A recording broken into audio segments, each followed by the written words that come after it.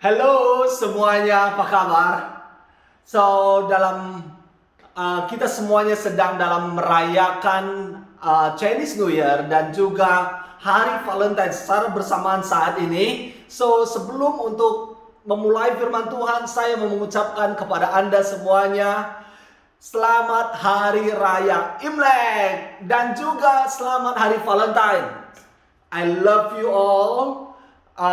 Doaku kepada saudara, semoga rahmat Allah, anugerah Tuhan tetap melimpah dalam seluruh kehidupanmu dan terus Anda hidup penuh kemakmuran dan sehat, dan kasih Yesus juga selalu melimpah dalam seluruh area kehidupanmu setiap saat, dan kasih kita juga terhadap satu sama lain. Amin. Alright, God bless you my friend. Dan saat ini, sebelum saya ingin menyampaikan firman Tuhan, saya mau menyapa terlebih dahulu khususnya kepada saudara yang baru pertama sekali bergabung di saat ini bersama kami. Kami sangat rindu mengenal Anda. Boleh saya mengajak saudara untuk menulis kata new di komen atau beri emoji seperti ini. Is it okay? Alright, supaya kami dapat menyapa Anda dan tentunya ingin menjalin hubungan dengan saudara. Okay, thank you and God bless you my friend. Tuhan berkati kita semuanya. Kolektif Indonesian, sebelum kita masuk dalam firman Tuhan, saya mengajak kita semuanya, mari tenangkan hatimu dan kita berdoa bersama. Tuhan Yesus, terima kasih buat segala kasih setia Tuhan dalam seluruh kehidupan kami. Saat ini ya Tuhan, urapi hamba-Mu dalam menyampaikan firman Tuhan, sehingga setiap perkataan demi perkataan bukan sekedar nasihat atau informasi, tetapi aku berdoa kiranya ada kuasa dan kasih Yesus sungguh-sungguh nyata dalam hidup setiap pribadi, melawat setiap pribadi dimanapun mereka saat ini berada, dalam ibadah bersama, ibadah online Kolektif Indonesia. Tuhan, lawat hidup mereka, beri pewahyuan sehingga saat ini hidup kami tidak akan pernah sama lagi karena lawatan kuasa dan kasih Yesus. Terima kasih Bapa, leluasa berkarya ya Roh Kudus. Dalam nama Yesus bersama kita katakan amin. Boleh saya mengajak saudara untuk mengetik amin di komen. Alright, thank you. Amin. Mari perhatikan Alkitab Anda. Saudara dapat membaca di screen juga. Dalam Yohanes 3 ayat 16 berkata demikian, bahwa karena begitu besar kasih Allah akan dunia ini, sehingga Ia telah mengaruniakan anaknya yang tunggal, supaya setiap orang yang percaya kepadanya tidak binasa, melainkan beroleh hidup yang kekal. Dan kita perhatikan dalam 1 Yohanes 4 ayat 7 sampai 10. Saudara-saudaraku yang kekasih, marilah kita saling mengasihi, sebab kasih itu berasal dari Allah. Dan setiap orang yang mengasihi lahir dari Allah dan mengenal Allah. Barang siapa tidak mengasihi, ia tidak mengenal Allah, sebab Allah adalah kasih. Dalam hal inilah kasih Allah dinyatakan di tengah-tengah kita, yaitu bahwa Allah telah mengutus anaknya yang tunggal ke dalam dunia supaya kita hidup olehnya. Inilah kasih itu, bukan kita yang telah mengasihi Allah, tetapi Allah telah mengasihi kita dan yang telah mengutus anaknya sebagai pendamaian bagi dosa-dosa kita. Alright, di sini kita dapat melihat bahwa Yohanes menegaskan sekali tentang karakter Allah yang sangat mulia. Dikatakan bahwa Allah adalah kasih. Ini menjadi suatu siapa dirinya, bahwa Dia adalah kasih. Jadi berdasarkan dari Yohanes 3:16 tadi berkata, karena begitu besar kasih Allah. Seberapa besarkah kasih Allah? Perhatikan di sini, ukuran kasih Allah itu tidak terhingga. Karena dikatakan begitu besar kasih Allah. Artinya kasih Allah itu sempurna, melampaui ruang, waktu, dan tempat. Bahkan, my friend, dengarkan bahwa kasih Allah melampaui kegagalan manusia menaati perintah-perintahnya. Wow. Saya menyampaikan kepada saudara Saudara tahu kisah manusia pertama Adam dan Hawa ketika dia berdosa di Taman Eden. Allah langsung mencari dia, mendatangi dia. Dan Allah tidak menahan diri, tidak menjauh dari mereka, tetapi Allah mendatangi Adam dan Hawa. Perhatikan Kejadian pasal 3 ayat 8. Ketika mereka mendengar bunyi langkah Tuhan yang berjalan-jalan dalam taman itu, pada waktu hari sejuk, bersembunyilah manusia dan istrinya itu terhadap Tuhan Allah di antara pohon-pohon dalam taman. Tetapi Tuhan Allah memanggil manusia itu dan berfirman kepadanya, "Di manakah engkau?" Ia menjawab, "Ketika aku mendengar bahwa engkau ada dalam taman ini, aku menjadi takut karena aku telanjang. Sebab itu aku bersembunyi." Firman-Nya, "Siapakah yang memberitahukan kepadamu bahwa engkau telanjang? Apakah engkau makan dari buah pohon yang kularang engkau makan itu?" My friend, perhatikan di sini Allah tidak berkata kepada Adam dan Hawa, "Adam, kamu sudah keterlaluan karena melanggar perintah yang telah kukatakan kepadamu." Itu tidak pernah keluar dari perkataan Allah, tetapi Allah berkata kepadanya, "Hei, mengapa kamu bersembunyi? Ya, aku datang ke sini untuk menunjukkan bahwa kasihku tidak pernah berubah," kata Allah kepada Adam. Dan Adam berkata, "Karena kami telanjang."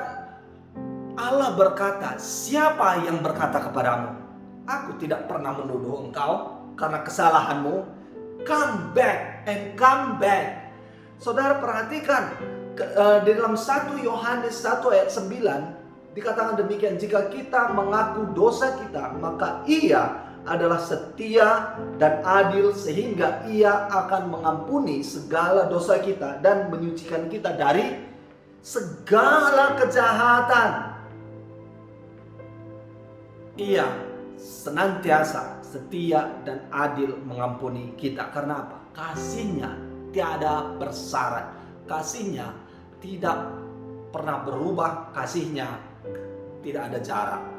Amin. Tidak ada yang dapat menghambat kasih Allah kepada hidupmu. Saudara ingat kisah anak yang hilang, anak bungsu yang hilang. Apa yang terjadi? Anak bungsu ini menuntut harta warisan kepada papanya, dan papanya yang masih begitu sehat dan fit dan kuat. Tetapi anak bungsu ini menuntut bagian dari warisannya kepada papanya. Dan setelah papanya memberikan kepada dia, dia pergi ke negeri jauh. Perhatikan di sini, dia pergi ke negeri jauh dan ingin hidup sendiri. Ingin hidup sebagaimana maunya. Tetapi ketika dia kehabisan semua harta itu dan mulai sadar bahwa perbuatannya adalah salah, ketika dia ingin kembali kepada papanya, dia lari kepada papanya, dan kepada papanya dia berkata, kepada bapaknya dia katakan, "Aku tidak layak lagi disebut anakmu, tetapi jadikanlah aku menjadi salah seorang dari hamba pelayan di rumahmu." Saudara tahu apa yang terjadi? Statusnya tidak pernah berubah. Bapaknya ini memberikan dia jubah, ya jubah yang bagaimana? Jubah yang sangat bagus. Dia datang merangkulnya, memakaikan baju yang terbaik, memberikan sepatu dan cincin di jarinya, dan juga membuat pesta. Ini semuanya menunjukkan apa? Dia, status anak ini tidak berubah karena dia adalah anak kesayangan bapaknya. Kasih Allah tidak dapat dihambat oleh karena dia pernah berbuat salah yang begitu besar. Kasih-Nya akan menerobos segala kegagalan, kesalahan siapapun, termasuk saudara dan saya. Come on, tepuk tangan buat Tuhan.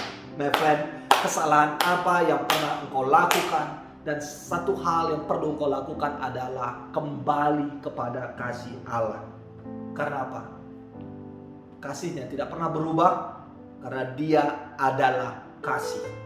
Dia adalah kasih. Amin. Suatu ketika kita tahu kisah ini, kisah tentang Abraham yang dipanggil Allah akan menjadi bapa buat orang percaya.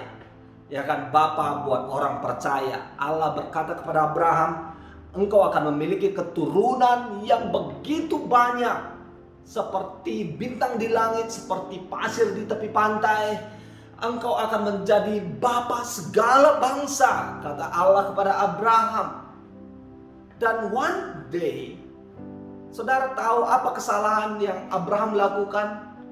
Dia tidur dengan pembantunya sehingga lahirlah Ismail. Ya kan? Dan dari demikian Allah berkata mengingatkan dia kembali, Abraham, yang kumaksudkan bahwa engkau menjadi bapa segala bangsa, memiliki keturunan yang sangat banyak, adalah engkau bersama istrimu yang sah, yaitu adalah Sarah. Saudara perhatikan di sini. Saudara perhatikan. Apa janji Allah yang pernah engkau terima dalam hatimu? Saya mau ingatkan kepada saudara, jangan pernah buang itu. Jangan pernah abaikan itu. Jangan katakan, Tuhan, kayaknya aku gak layak lagi untuk melakukan panggilanmu ini, tujuan yang pernah aku terima dari Tuhan. Karena aku sudah berdosa begitu besar, aku sudah melakukan pelanggaran. Saudara perhatikan di sini bahwa Allah katakan janji-janji itu digenapi bukan karena perbuatanmu, bukan karena engkau, tetapi janji itu akan digenapi karena Allah adalah kasih. Dan kasihnya tidak bersyarat. Kasihnya tidak ada jarak. Amin. Tidak ada jarak. Dan malah dikatakan kasih Allah tak berkesudahan. Saudara tahu ketika Allah berjanji kepada bangsa Israel bahwa bangsa Israel akan mewarisi negeri Kanaan, tanah perjanjian. Di saat mereka keluar dari Mesir menuju ke negeri yang dijanjikan itu, my friend, begitu banyak kesalahan yang membuat Allah begitu marah, gregetan, dan bagaimana ya?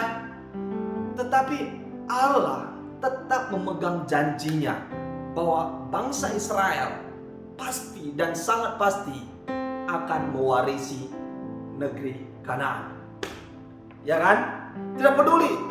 Yes, di saat mereka menggerutu dan karena tidak ada makanan di padang pasir, di perjalanan, karena begitu besar kasih Allah, Allah menyediakan makanan buat mereka. Karena kasih Allah, Allah memberkati mereka, dan seluruh pakaian mereka dikatakan tidak pernah rusak. Ya, so teman-temanku semuanya, janji apa? Apa janji Allah yang pernah kau terima dalam hatimu? Dan Allah katakan saat ini, Allah mengingatkan saudara saat ini di ibadah online Collective Indonesia saat ini, dan dikatakan bahwa Allah akan menuntun saudara dan menyelesaikan apa segala pekerjaan yang baik yang Allah telah mulai dalam hidupmu, akan menyelesaikannya sampai selesai pada hari Kristus Yesus. My friend, jangan salah tangkap hal ini. Bahwa memang saya katakan tidak ada yang dapat menggagalkan rencana Allah, tidak ada yang dapat menghambat kasih Allah di dalam hidup kita. Tapi satu hal yang dapat menggagalkannya hanya adalah diri saudara. Tetapi segala dosa, walaupun merah seperti kemisi dikatakan, akan menjadi putih seperti salju. Kesalahan terbesar seberapa sering pun ketika Anda kembali kepada Allah, saudara perhatikan, jika saudara datang dan mengaku dosamu, maka Ia setia dan adil sehingga ia mengampuni segala dosa saudara dan menyucikan saudara dari segala kejahatan. Dia ingin mengembalikan kita tetap kepada track panggilan ilahi. Dia ingin tetap membawa kita di dalam kasih Yesus yang begitu sempurna. Karena begitu besar kasih Allah akan dunia ini, akan hidupmu. Akan hidupmu, karena begitu besar kasihnya akan hidupmu. Ia mengaruniakan Yesus menjadi gambaran, pandangan, model dalam hidupmu. Menjadi jaminan di dalam segenap kehidupan kita. Kita tahu mungkin kisah seorang nabi, yaitu Nabi Yunus, yang dipanggil Allah untuk memberitakan Injil ke Niniwe. Saudara tahu apa yang terjadi? Ketika Allah katakan, engkau, mari Yunus, aku memanggil engkau pergi ke Niniwe untuk memberitakan Injil buat orang-orang Niniwe. Yunus mengambil keputusan apa? Melanggar perintah Tuhan. Dia dengan sengaja mengambil kapal yang menuju ke Tarsis. Saudara tahu Niniwe dan Tarsis itu arah yang bertolak belakang. Dan ketika dia menaiki kapal yang menuju ke Tarsis, di tengah perjalanan terjadilah ombak yang besar, badai yang besar, dan Yunus langsung sadar dan tahu, I know. Ini semuanya adalah karena saya tidak mendengarkan perintah Tuhan. Sometimes badai yang engkau hadapi bukan untuk mencelakakan engkau, tetapi ingin mengembalikan engkau kepada panggilan hidupmu. Karena apa? Karena ia setia dan adil untuk membawa engkau selalu senantiasa di dalam kasih-Nya. Dan Yunus berkata kepada seluruh orang di kapal, my friend, it's alright. Semua ini adalah kesalahan saya. Saya orang Ibrani. Dan kalian tidak perlu khawatir, buang saya ke laut. Ya, setelah saudara buang saya ke laut, badai ini akan reda dan ombak tidak ada lagi, laut ini menjadi tenang. Dan orang membuang Yunus ke laut. Saudara dapat melihat di sini apa yang terjadi. Maka ikan besar menelan Yunus, dan Yunus berada di dalam perut ikan selama 3 hari dan membawa Yunus kemana? Ke pantai Niniwe, dan memuntahkan Yunus di pantai kota Niniwe. My friend, perhatikan di sini, Allah senantiasa akan selalu berada dimanapun kita berada. Makanya Daud pernah berkata, kemanakah aku dapat pergi menjauhi Roh-Mu ya Tuhan? Ke atas gunung Engkau ada, ke lembah aku pergi Engkau ada, malah ke dunia orang mati, ke kekelaman, alam maut, Engkau ada di sana. Tidak ada yang dapat memisahkan aku dari kasih Yesus. Kasih Yesus tidak ada jaraknya. Saudara perhatikan di sini, kemana saudara ingin pergi, kasihnya selalu ada di situ. Saudara perhatikan bahwa kasih Yesus selalu bersama Anda. Bahkan saudara tahu kisah ini tadi ya kan, ketika Yunus dibuang ke laut, langsung ada ikan yang besar di sana menolong Yunus. Dari manakah ikan itu tiba-tiba ada di sana? Dan bukan hanya sekedar ikan, tapi ikan yang besar dan memiliki kapasitas yang cukup untuk menelan Yunus dan menjaga Yunus di dalam perut ikan itu. My friend, ini mau saya sampaikan kepada saudara bahwa pertolongan Tuhan selalu sangat dekat, malah lebih dekat dari yang pernah kau bayangkan. Pertolongan dan kasih Yesus itu sangat dekat, lebih dekat dari yang engkau pikirkan. Karena begitu besar kasih Allah, dan tidak berjarak sedikit pun dalam hidup kita. Sehingga dikatakan, walaupun engkau jatuh, engkau tidak akan tergeletak karena kasih-Nya tidak berjarak. Amin. Engkau tidak akan tergeletak dan tangan-Nya akan senantiasa menopang Anda. Saudara perhatikan di sini, apa yang terjadi di saat saudara ingin kembali lagi kepada Yesus. Saudara perhatikan, ketika saudara mungkin memiliki hati ingin kembali lagi berdoa, ingin membaca Alkitab lagi, ingin melayani lagi, semuanya itu adalah karena apa? Kasih Yesus tidak pernah jauh darimu. Satu kisah di Alkitab, murid yang begitu dekat dengan Yesus, ya, salah seorang murid yang sangat dekat dengan Yesus sejak Yesus memilih dia, yaitu saya yang sampaikan adalah tentang Petrus. Sejak Yesus memilih Petrus menjadi salah seorang dari murid Yesus, Petrus adalah murid yang sangat dekat dengan Yesus, selalu pergi kemanapun Yesus pergi. Ya, ketika Yesus menyembuhkan orang yang sakit, membangkitkan orang mati, Petrus selalu bersama dia. Ketika Yesus berdoa di atas gunung Tuhan dan mengalami transfigurasi, Petrus ada di sana. Ketika Yesus pergi ke Taman Getsemani untuk berdoa, Petrus ada di sana. Petrus adalah murid yang begitu dekat dengan Yesus, ya kan?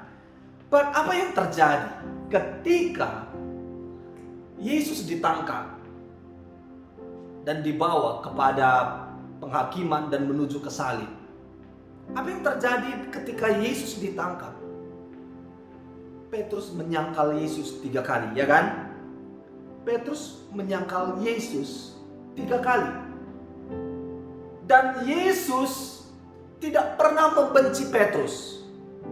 Saudara, malah ketika setelah Yesus bangkit dari kematian,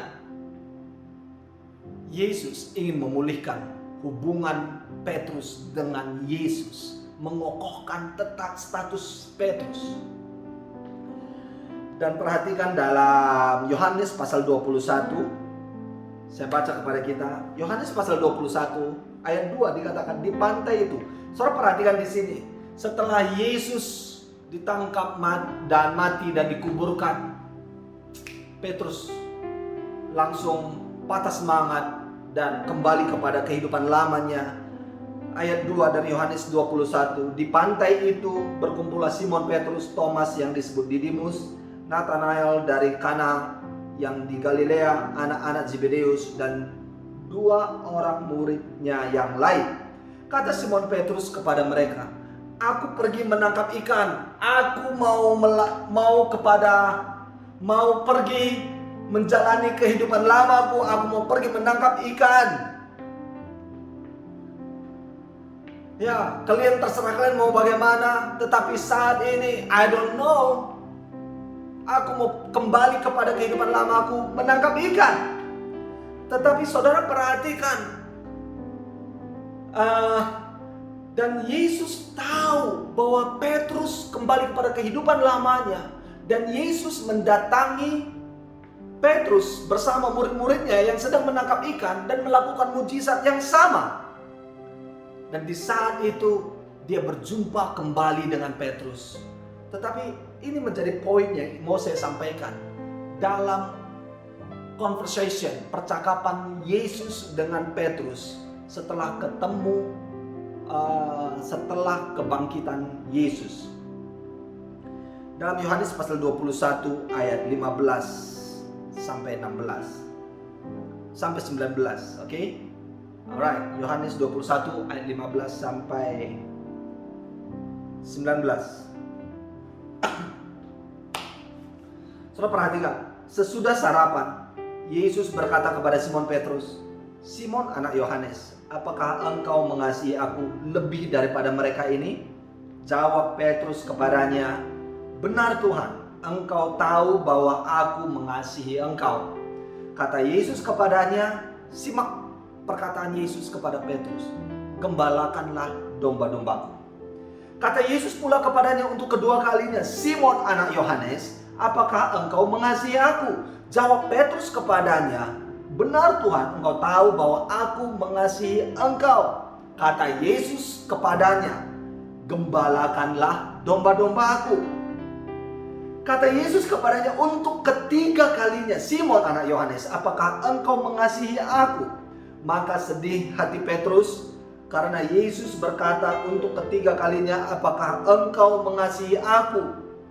Dan ia berkata kepadanya, Tuhan, engkau tahu segala sesuatu, engkau tahu bahwa aku mengasihi engkau.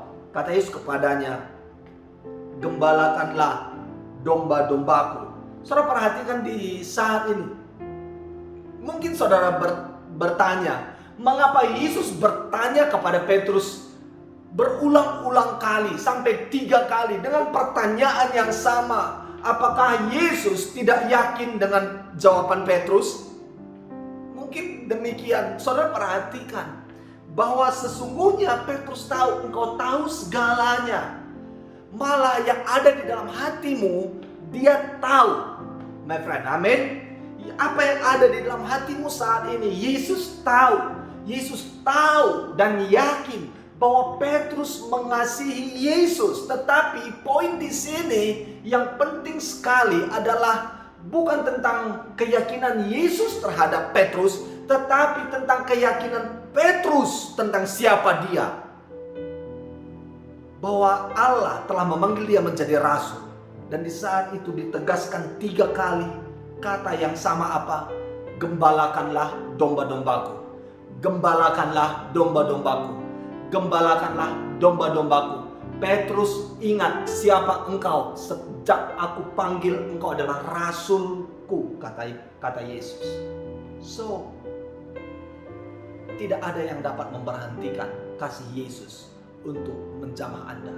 Tidak ada yang dapat menghambat kasih Yesus untuk sampai kepada dirimu.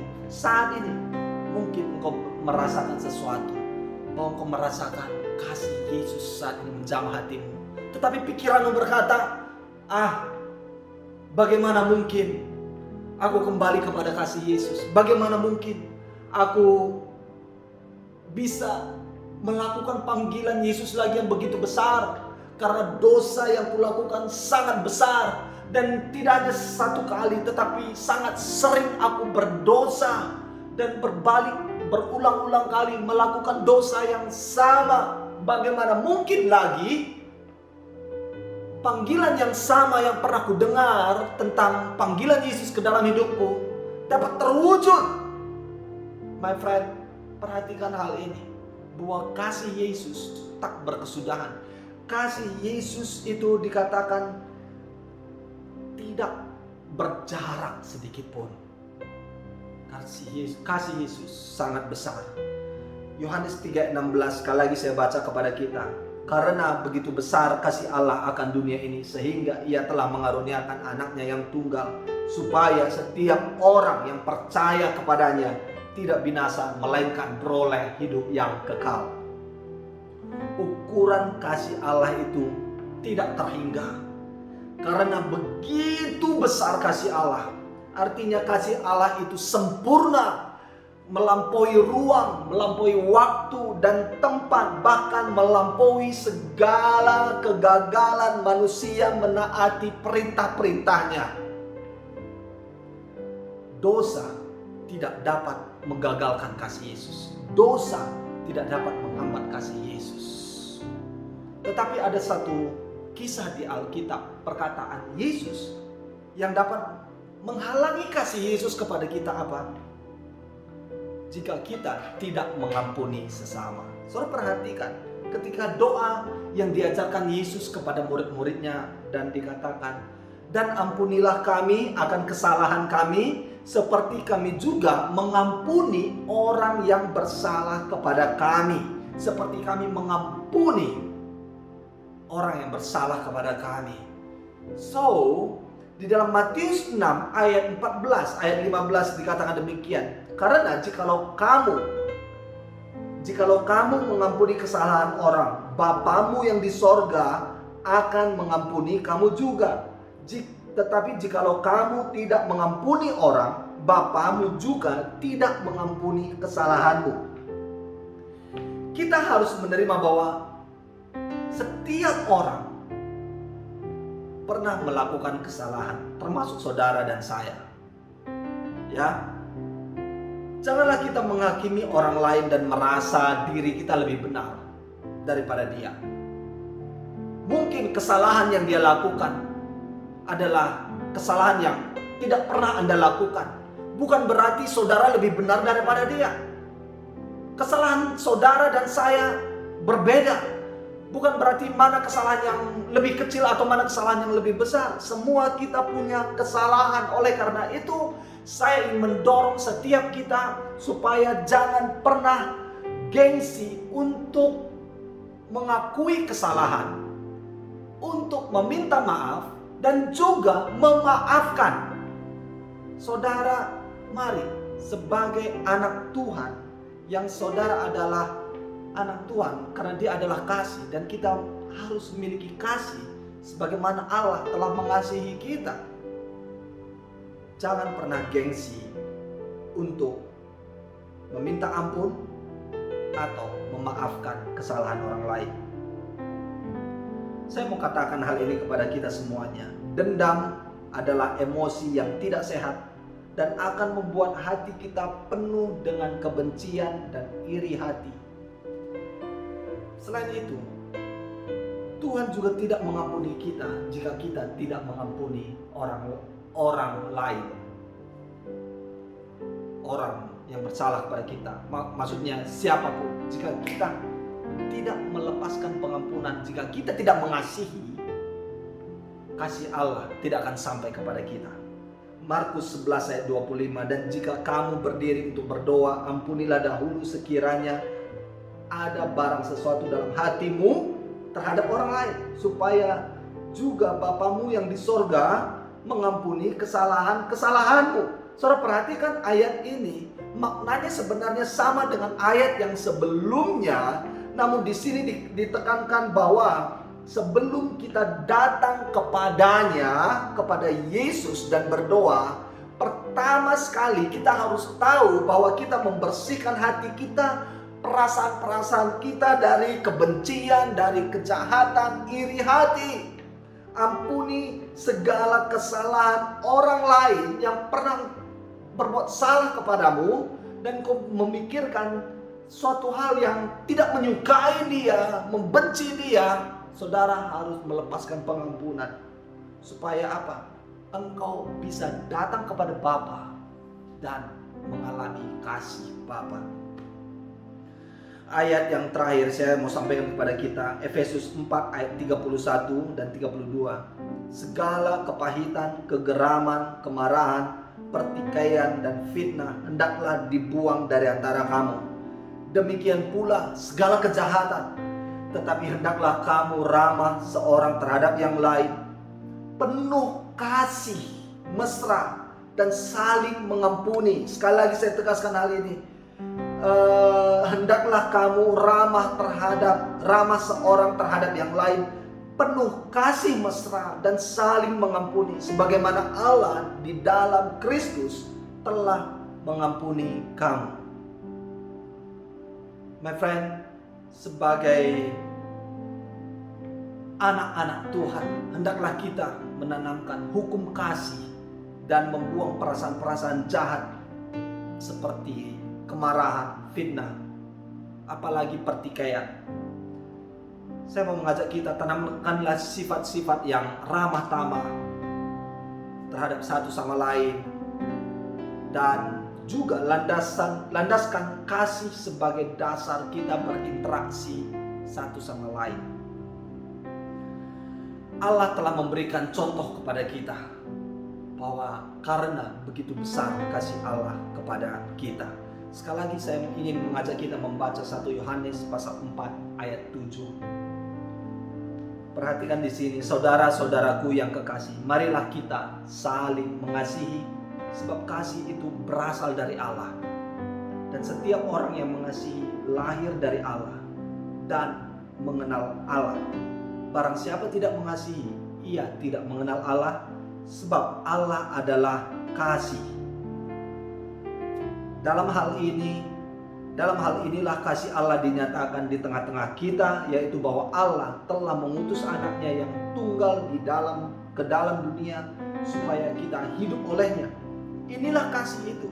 Bukan kita yang telah mengasihi Allah, tetapi Allah yang telah mengasihi kita dan yang telah mengutus anaknya sebagai pendamaian bagi dosa-dosa kita.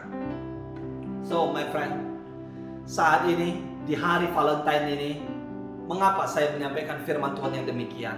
Saya mau sampaikan kepada Anda bahwa kasih Allah tidak berjarak ke dalam kehidupanmu.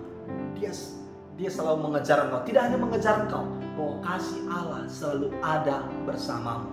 Yang perlu Anda lakukan adalah meresponi kasih itu. Dan di saat ini jika engkau berkata, Bang, aku ingin meresponi dan merasakan kasih Allah lagi dalam hidupku. Jika saudara berkata, saat ini aku sulit merasakan bahwa hidupku dikasihi. My friend, ini saat yang tepat bahwa kasih Allah saat ini dimanapun kau berada ada bersamamu, dan Allah saat ini mengumandangkan kasih itu di dalam hatimu. Why not? Jika engkau ingin merasakan kasih Yesus, mungkin ada di antara saudara yang belum pernah menerima Yesus sebagai Tuhan dan Juru Selamatmu, dan inilah momen yang tepat supaya engkau merasakan kasih Yesus. Dan mungkin ada di antara saudara yang sudah menjauh dari Tuhan, sudah tidak pernah lagi baca firman Tuhan, tidak pernah baca Alkitab, tidak berdoa lagi, dan saudara ingin kembali kepada kasih Yesus, kasih mula-mula di mana Yesus pernah memanggil engkau. Dan saat ini, mari saya mengajak saudara dan saya, mari pejamkan hatimu, pejamkan matamu, dan fokuskan hatimu kepada Yesus. Dan ikut doa saya. Katakan, Tuhan Yesus, inilah hidupku. Ampuni segala dosa-dosaku dan segala kesalahanku. Aku adalah anak-Mu. Aku ingin merasakan kasih-Mu mulai saat ini dan seterusnya. Engkaulah Tuhan dan Juru Selamatku. Dan aku akan hidup di dalam kasih Yesus, di dalam panggilan Yesus. Aku akan terus belajar membaca Alkitab dan berdoa dan hidup seturut dengan kehendak Tuhan. Terima kasih Tuhan Yesus. Ini aku di dalam nama Yesus Kristus. Amin. Amin. So, teman-teman, jika ini adalah doa saudara, pertama sekali saudara menjadikan Yesus menjadi Tuhan dan Juru Selamatmu, kami sangat rindu untuk bisa berbincang dengan saudara. So, jangan sungkan, walaupun saudara yang mengambil keputusan hari ini untuk kembali menjadi pengikut Yesus yang bersemangat lagi, yang di dalam panggilan Yesus, jangan sungkan untuk menghubungi kami, inbox kami di sosial media kami, atau email ke email yang tertera di layar ini. Oke? Dan untuk kita semuanya, setiap kita, ini adalah hari Valentine. Why not? Saya mengajak setiap saudara untuk mengungkapkan kasihmu kepada sesama, khususnya kepada orang yang terdekat, mungkin kepada suami, kepada istri, kepada anak-anakmu, kepada orang tuamu. Kirimkan sesuatu message yang bahwa engkau mengasihi dia, atau telepon dia dan katakan, I love you mommy, I love you papi, I love you my wife, my husband, atau anak-anakku. Ya, ini adalah momen di mana kita dapat menyatakan dengan perkataan, tidak hanya di dalam hati, tetapi juga dengan perkataan kita dan sikap kita mengasihi satu sama lain. So, teman-teman semuanya, selamat beraktivitas. Have a great week ahead. Dan saya bersama seluruh keluarga Seragi, saya mau sampaikan kepada saudara, saya mau katakan pada Anda, I love you and I always pray for you, untuk saudara tetap hidup dalam kasih Yesus, diberkati Tuhan, dan hidup berkelimpahan dan makmur, dan dipakai Tuhan untuk kemuliaannya. My friend, selamat hari Minggu, selamat beraktivitas, Tuhan Yesus memberkati. Bye-bye. Hey, terima kasih sudah menyaksikan dan mendengarkan podcast dari Kolektif Indonesian. Semoga hal ini bermanfaat buat diri Anda, membangun kehidupanmu, bertumbuh dalam Tuhan, dan memenuhi panggilan Tuhan dalam hidup saudara. Jangan lupa, please subscribe channel ini, Kolektif Indonesian, supaya Anda tidak pernah kelewatan setiap video yang kami post melalui channel ini. Please sharing juga kepada teman-temanmu, kepada keluarga Anda. Semoga setiap video dan sermon dan message melalui channel ini juga bermanfaat buat hidup mereka. Jika saudara ingin berpartisipasi secara dana, secara materi untuk membantu pelayanan ini, please silakan saudara dapat mentransfer donasi Anda, dukungan dana saudara ke rekening kolektif yang ada di layar ini, atau saudara dapat memberikannya dengan melalui e-wallet, Touch and Go, Grab, Boost, dan maybe QR Pay. Ya, semua QR code-nya ada di layar ini. Alright, dan terima kasih buat kemurahan hatimu dan segala pemberian Anda. Tuhan Yesus memberkati. Yes.